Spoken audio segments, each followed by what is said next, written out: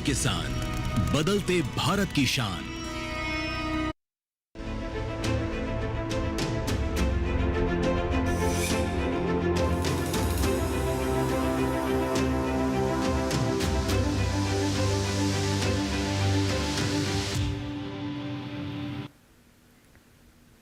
नमस्कार, आप देख रहे हैं दूरदर्शन किसान मौसम खबर में। मैं आप सभी का स्वागत करती हूं। आपके साथ मैं हूं चेतना त्यागी। मौसम खबर में आप जानते ही हैं, हम आपको बताते हैं आने वाले 24 से 48 घंटे मौसम के लिहाज से कैसे रहने वाला है, कैसा मौसम रहेगा, कहां ज़्यादा बारिश होगी, कहां कम बादल बरसेंगे, किस तरीके का मौसम रहेगा आने वाले 2 दिनों में। ये सारी जानकारी आपको देते हैं, लेकिन शुरुआत करते हैं बड़ी खबरों से। तो सबसे पहली खबर देख लेते हैं, मिल रही है हमें मणिपुर से। कहीं कहीं मणिपुर में घना कोहरा छा सकता है, ये खबर हमें मिल रही है। अगली खबर का रुख कर लेते हैं, पूर्वी उत्तर प्रदेश से है। यहाँ भी कहीं कहीं घना कोहरा छाने के आसार जो है वो जताए जा रहे हैं। अगली खबर है पंजाब से, कुछ जगह शीतलहर का अनुमान पंजाब में जताया जा रहा है। चलिए रुक कर लेते हैं अगली खबर का। विदर्भ से मिल रही है, शीतलहर के आसार विदर्भ में भी जताए जा रहे हैं। ये खबर हमें विदर्भ से मिली है। और अगली खबर है केरल से, कहीं कहीं बरसात की संभावना केरल में जताई जा रही है। तो ये तो आपने नज़र बनाई आज की 5 बड़ी खबरों पर कि देश के विभिन्न राज्यों में मौसम के मद्देनज़र क्या क्या खबरें मिल रही हैं, कैसा मौसम रहने वाला है। फिलहाल अब मौसम खबर में आगे बढ़ेंगे और अब बात होगी मौसम अलर्ट की। मौसम अलर्ट की जब बात होती है तो हम आपको बताते हैं देश के विभिन्न राज्यों में इस मौसम के मद्देनज़र, जबकि मौसम थोड़ा सर्द हो रहा है, धीरे धीरे सर्दियां बढ़ रही हैं, तो ऐसे में किन राज्यों में आपको सावधानी बरतनी है, कहाँ नज़र बनाकर रखनी है और कौन से ऐसे राज्य हैं जहाँ किसी तरीके की कोई चेतावनी नहीं है। लेकिन ये सारी जानकारी आप तक पहुँचाएंगे हमारी AI एंकर भूमि। नमस्कार किसान भाइयों और बहनों, आप देख रहे हैं मौसम अलर्ट डीडी किसान पर। मैं हूं आपकी AI एंकर भूमि। आज हम आपको देश भर में होने वाली मौसम की स्थिति की ताज़ा जानकारी देने जा रहे हैं। उन क्षेत्रों की जानकारी लेते हैं जहां नज़र बनाए रखें। अंडमान निकोबार में कहीं कहीं गरज और चमक के साथ तेज हवाएं चल सकती हैं। ऐसे में किसान खेतों में पानी जमा न होने दें। पंजाब, ओडिशा, विदर्भ, मध्य प्रदेश, छत्तीसगढ़ और तेलंगाना में कहीं कहीं शीतलहर की स्थिति बन सकती है।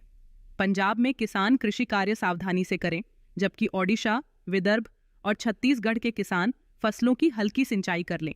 मध्य प्रदेश में खेतों में पानी न रुके, इसका ध्यान रखें और तेलंगाना में जल निकासी की उचित व्यवस्था बनाए रखें।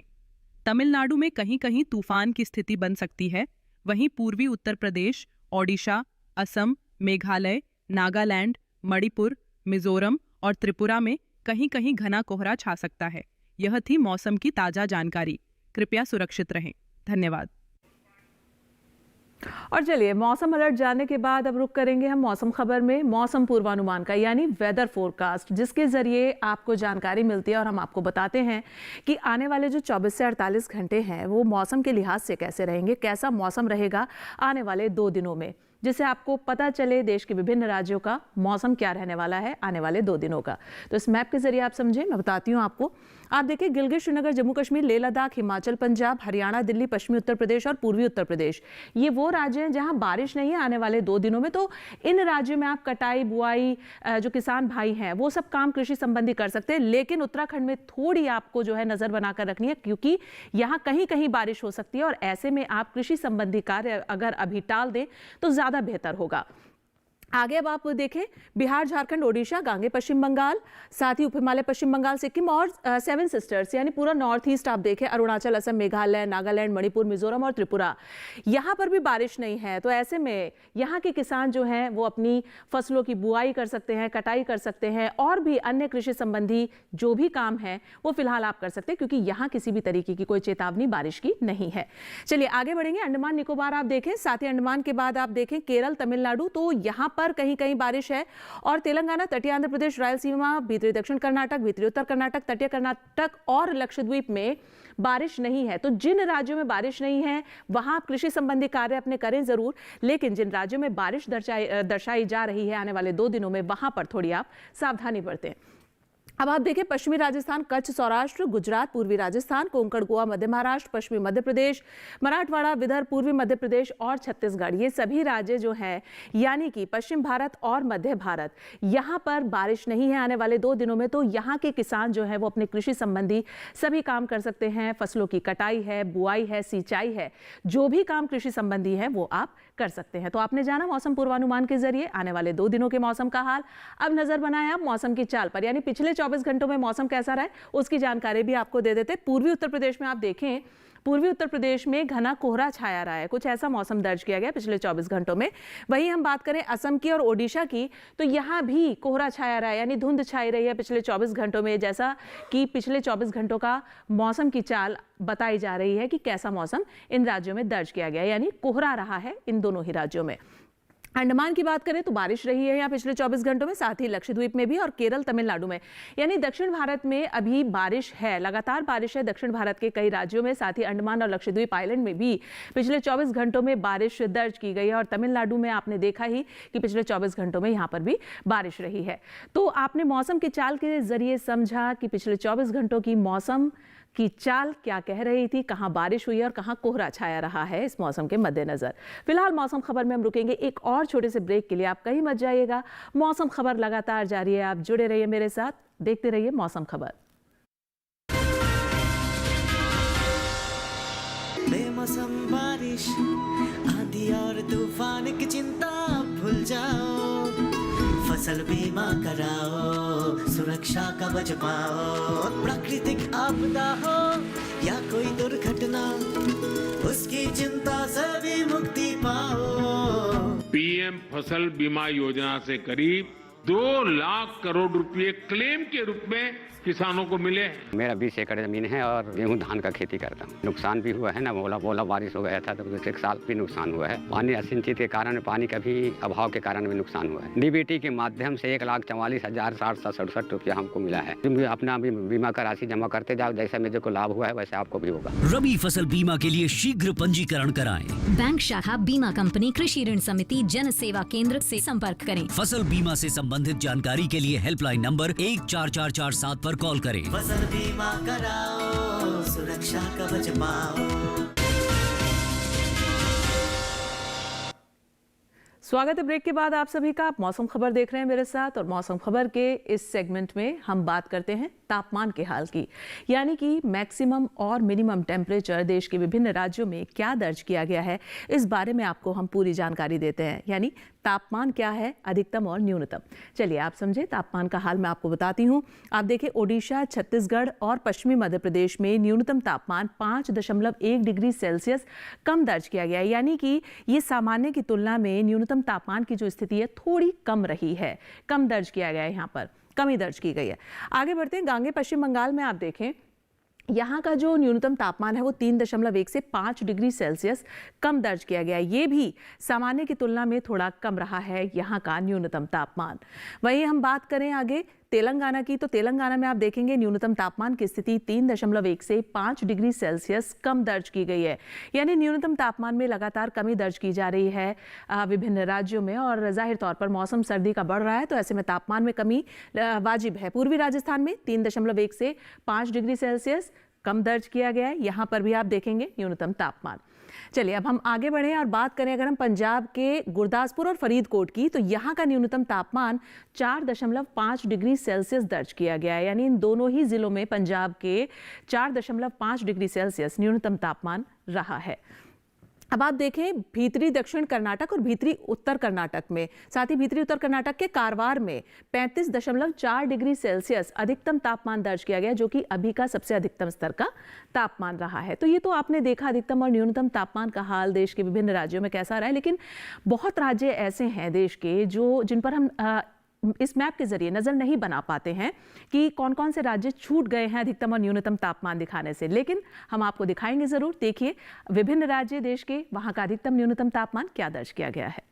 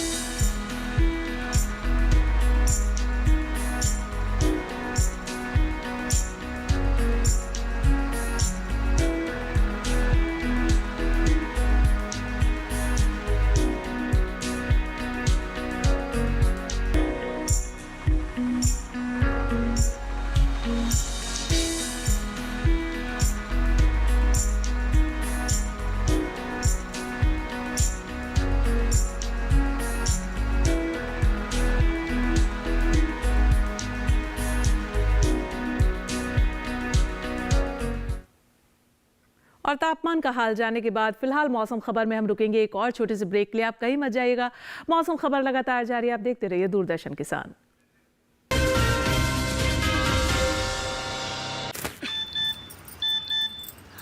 हो गया इंतजाम। किसका? गुड्डी की फीस का। दिखा। 20,000 का लोन तुरंत। पता है कौन दे रहा है, ब्याज कितना है? लोन विनियमित संस्थानों से ही लें और कर्ज उतना जितनी जरूरत, वो भी जांच कर। हो गया इंतजाम। पगार एडवांस में भेजिए। आरबीआई कहता है, सही वित्तीय बर्ताव करे आपका बचाव।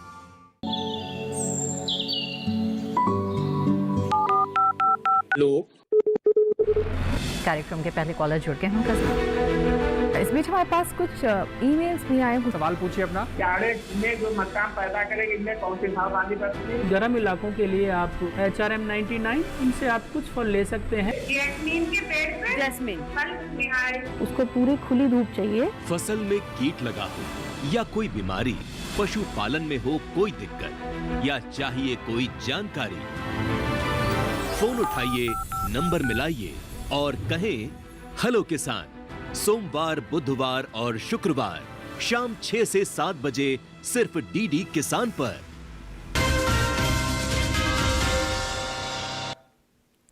स्वागत है ब्रेक के बाद आप सभी का। आप मौसम खबर देख रहे हैं और मौसम खबर के इस हिस्से में अब बात होगी एयर क्वालिटी इंडेक्स की, यानी वायु गुणवत्ता सूचकांक। देश के प्रमुख शहरों में इस समय हवा की स्थिति क्या है, कितनी साफ और कितनी प्रदूषित है, ये जानकारी आपको मिलती है गुणवत्ता सूचकांक के जरिए। और आप तक ये जानकारी पहुंचाएंगे हमारी AI एंकर भूमि।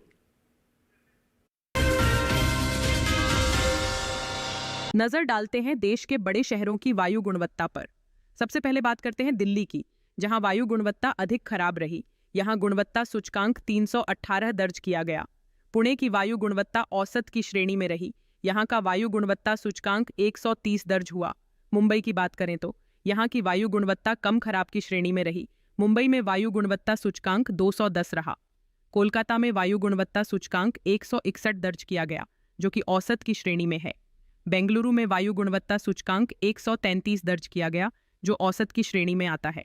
पटना में वायु गुणवत्ता सूचकांक 223 रहा, जो कि कम खराब श्रेणी में है। उधर हैदराबाद में वायु गुणवत्ता सूचकांक 84 रहा, जो कि संतोषजनक की श्रेणी में आता है। अहमदाबाद में भी वायु की गुणवत्ता संतोषजनक रही। यहां वायु गुणवत्ता सूचकांक 62 दर्ज किया गया। कृपया अपनी सेहत का ध्यान रखें। हम फिर मिलेंगे, तब तक के लिए नमस्कार। और मौसम खबर में अब बात होगी पर्यटन पूर्वानुमान की। पर्यटन पूर्वानुमान में हम आपको बताते हैं देश के जो प्रमुख पर्यटक स्थल हैं वहाँ का मौसम और तापमान आने वाले 4 दिनों में कैसा रहने वाला है, क्या मौसम का मिजाज रहेगा और तापमान की स्थिति क्या रहेगी आने वाले 4 दिनों में, ये सारी जानकारी हम आपको देते हैं पर्यटन पूर्वानुमान में देश के प्रमुख पर्यटक स्थलों की। तो सबसे पहले आप देखें गुलमर्ग का मौसम। आप देखें यहाँ का मौसम मंगलवार से शुक्रवार तक मिला जुला है, यानी धूप के साथ बादल छाए रहेंगे, ऐसा मौसम रहेगा।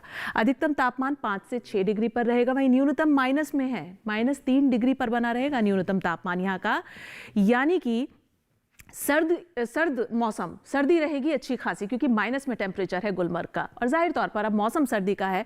धर्मशाला का भी देख लें आप, मौसम आपके सामने है। मंगलवार से शुक्रवार तक मौसम यहाँ का खुला है, धूप खिली रहेगी ऐसा मौसम।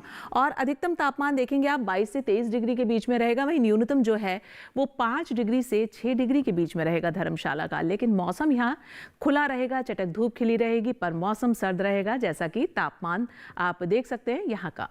चलिए अगला शहर पर्यटन के लिहाज से देख लेते हैं, देहरादून है। देहरादून में देखें आप मंगलवार से शुक्रवार तक मौसम यहाँ का भी खुला है, यानी चटक धूप खिली रहेगी, खुला मौसम रहेगा, ऐसा मौसम देहरादून का रहेगा। लेकिन अधिकतम तापमान पर आप नजर बनाएंगे तो 23 से 24 डिग्री के बीच में मिलेगा आपको आने वाले 4 दिनों में। और वहीं न्यूनतम जो है वो 7 डिग्री से 8 डिग्री के बीच में रहेगा देहरादून का। तो आने वाले 4 दिनों में कुछ ऐसा मौसम तापमान आपको देहरादून का मिलेगा। अगला शहर है पर्यटन के लिहाज से अमृतसर। पंजाब के अमृतसर की अगर हम बात करें तो देखें आप यहाँ का मौसम मंगलवार से गुरुवार तक तो मौसम यहाँ का खुला है, लेकिन शुक्रवार को थोड़ा आपको मिला जुला मौसम यहाँ का मिल सकता है, धूप के साथ बादल छाए रहेंगे। अधिकतम तापमान 22 डिग्री पर रहेगा, वहीं न्यूनतम जो है वो 5 से 6 डिग्री के बीच में मिलेगा आपको अमृतसर का। तो कुछ ऐसा मौसम तापमान अमृतसर का रहेगा कि थोड़ा मिला जुला और थोड़ा खुला मौसम।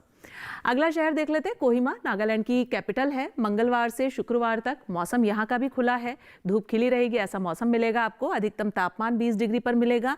वहीं न्यूनतम पर नजर बनाएंगे तो 7 डिग्री से 8 डिग्री के बीच में रहेगा यहाँ का न्यूनतम तापमान। लेकिन मौसम लगातार जो है वो चारों ही दिन आप देख सकते हैं कि यहाँ खुला रहेगा, यानी धूप खिली रहेगी। कोहिमा का मौसम कुछ इस तरीके का रहने वाला है। अगला शहर है कन्याकुमारी।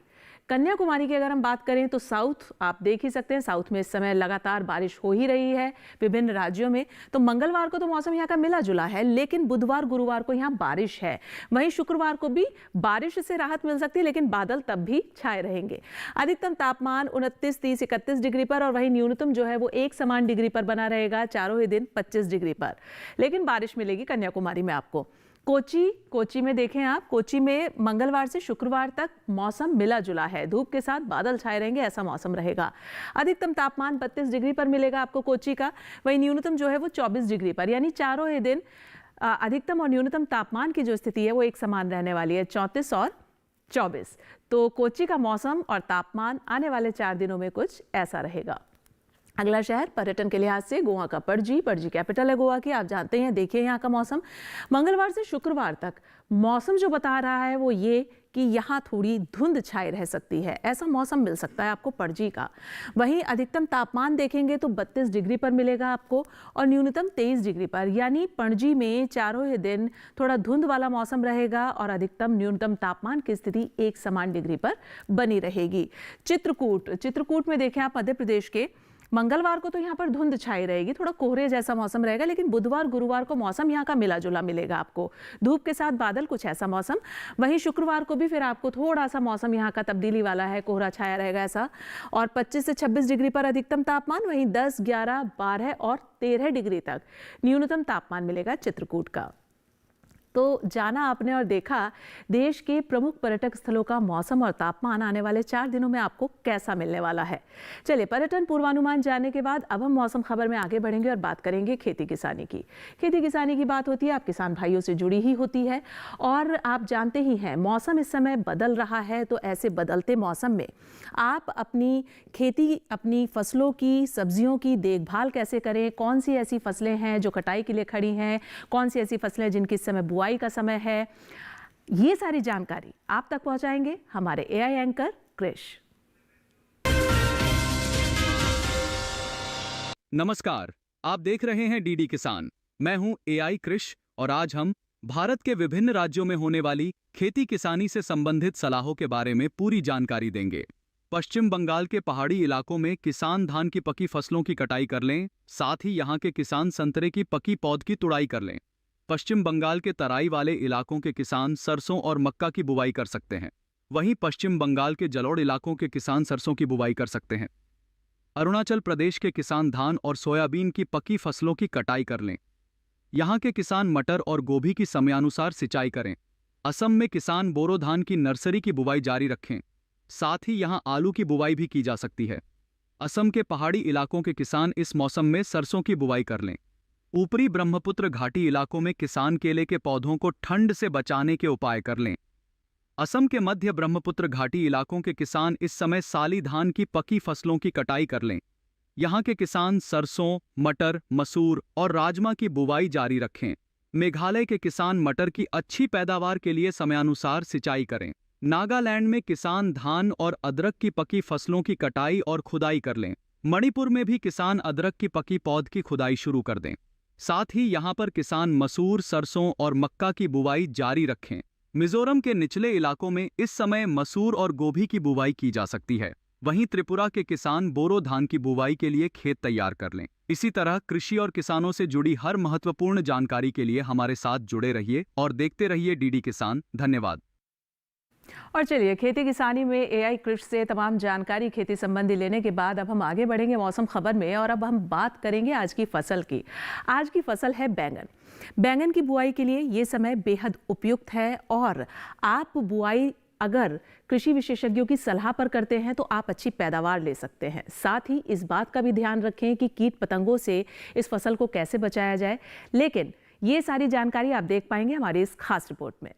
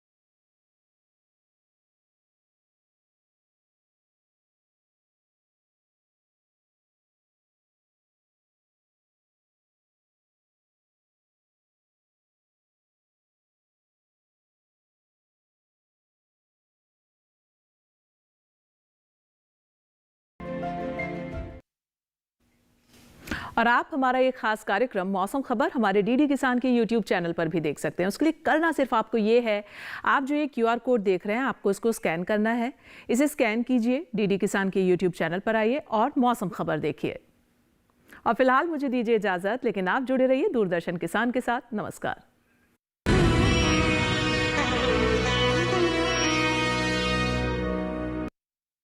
नमस्कार किसान भाइयों और बहनों, आप देख रहे हैं मंडी खबर।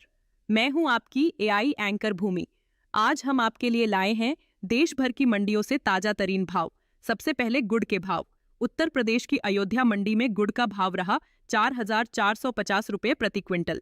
उत्तर प्रदेश की आजमगढ़ मंडी में गुड़ 4,525 रुपये प्रति क्विंटल पर बिका। उत्तर प्रदेश की कन्नौज मंडी में गुड़ के सौदे 4,150 रुपये प्रति क्विंटल पर हुए। अब जानते हैं तिल के भाव। गुजरात की हलवद मंडी में तिल का भाव रहा 9,000 रुपये प्रति क्विंटल। गुजरात की दीसा मंडी में तिल 9,505 रुपये प्रति क्विंटल पर बिका। गुजरात की जामनगर मंडी में तिल के सौदे 10,525 रुपये प्रति क्विंटल पर हुए। अब पालक के भाव की जानकारी। हरियाणा की मुस्तफाबाद मंडी में पालक का भाव रहा 800 रुपये प्रति क्विंटल। हरियाणा की नारनौल मंडी में पालक 1,000 रुपये प्रति क्विंटल पर बिका। हरियाणा की करनाल मंडी में पालक के सौदे 800 रुपये प्रति क्विंटल पर हुए। सभी भाव आवक और गुणवत्ता के अनुसार हैं। तो यह था आज का मंडी भाव। आप देखते रहिए डीडी किसान। धन्यवाद।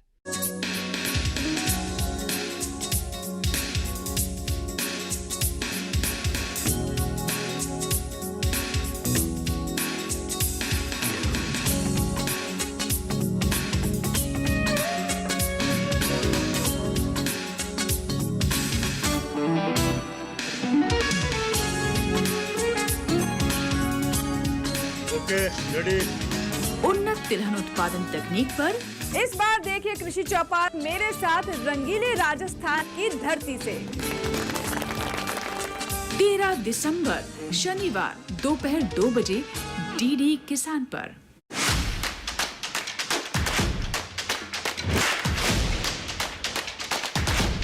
नमस्कार, आप देख रहे हैं डीडी किसान और मैं हूं आपके साथ राधिका चौधरी। लगातार डीडी किसान की टीम हिंदुस्तान के अलग अलग गांव में अलग अलग राज्यों में पहुंच रही है। हमारे जो अन्नदाता है उनसे बात करेंगे, उनसे पूछेंगे जमीनी हकीकत, उनसे पूछेंगे सरकारी योजनाओं के बारे में। MyDBT पे अप्लाई करके ट्रैक्टर, रोटावेटर, मशीनरी लिए। मिट्टी की जांच बहुत जरूरी है, मैं तो कई साल से कराता हूँ। संकल्प लेंगे आज यहाँ, हम इस जहर को खाना बंद करें, अपने खेत में डालना बंद करें और हम जैविक खेती की तरफ चलें। अभी जो बदलाव दिख रहा है हमें, वो हमारे सरकार की वजह से है। देश के कोने कोने से देखिए कार्यक्रम चौपाल चर्चा, सोमवार, बुधवार और शुक्रवार सुबह 9 बजे सिर्फ दूरदर्शन किसान पर। किस फसल की क्या है चाल, किस मंडी का क्या है हाल, उतरते चढ़ते भाव का असर, आयात निर्यात का क्या है असर, कैसा रहेगा आगे बाजार, बताएंगे मंडियों के जानकार। देखिए मंडी खबर सोमवार से शनिवार शाम 5 बजे सिर्फ दूरदर्शन किसान चैनल पर। सुनिए सुनिए सुनिए, आपके गांव में फिर सजेगा प्रश्न मंच। आपके गांव में फिर सजेगा प्रश्न मंच।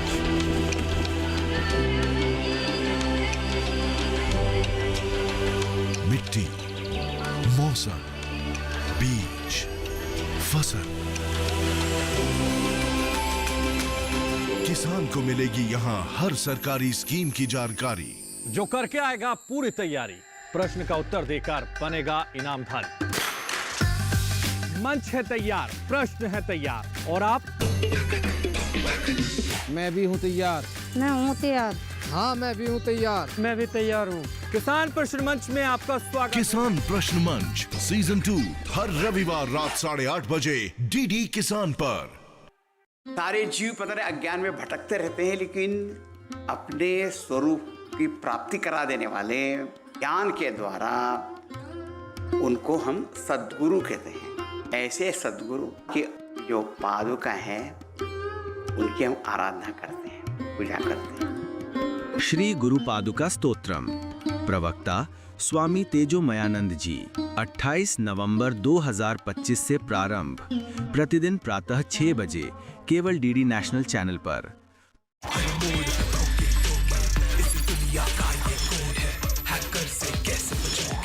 Malvika, yes sir.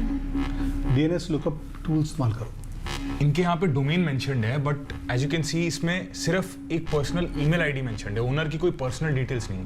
Proton mail, तो इस बार कुछ प्रोफेशनल्स हत्थे चढ़े हैं हमारे। क्या एक लोकल रिपेयरमैन यूएस सर्वर और इंक्रिप्टेड प्रोटॉन मेल का इस्तेमाल कर सकता है? असली चुनौती यह है कि इन डिजिटल परतों को हटाकर हम कैसे पहुंचे उस असली मास्टरमाइंड तक। इन लोगों को यही लग रहा है कि 10-15 हज़ार के लिए कोई क्यों ही पुलिस स्टेशन जाके इतनी उलझनों में पड़ेगा। You're right. इनका कॉन्फिडेंस ब्रेक करना ही पड़ेगा यार। We have to teach them a lesson. Exactly. इनको इनके जाल में फंसाना पड़ेगा। साइबर क्राइम की दुनिया बच के रहना, सोमवार से गुरुवार रात 10 बजे डीडी नेशनल पर। हाजिर मंडी हो या हो वायदा बाजार,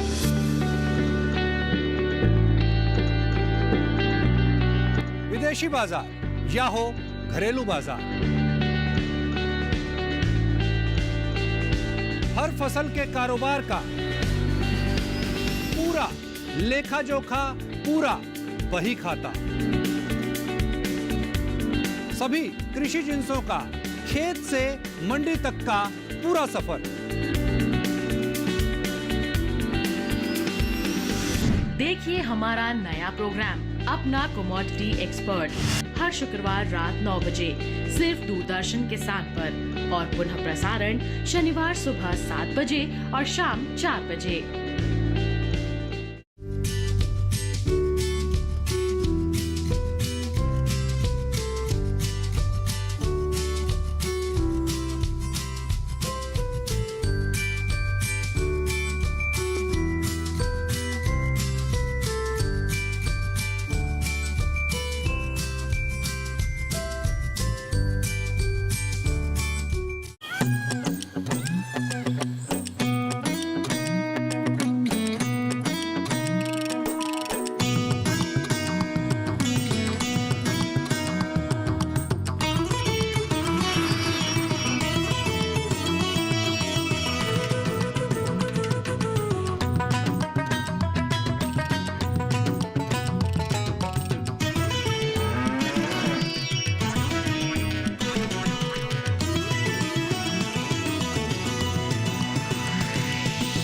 डीडी किसान, बदलते भारत की शान।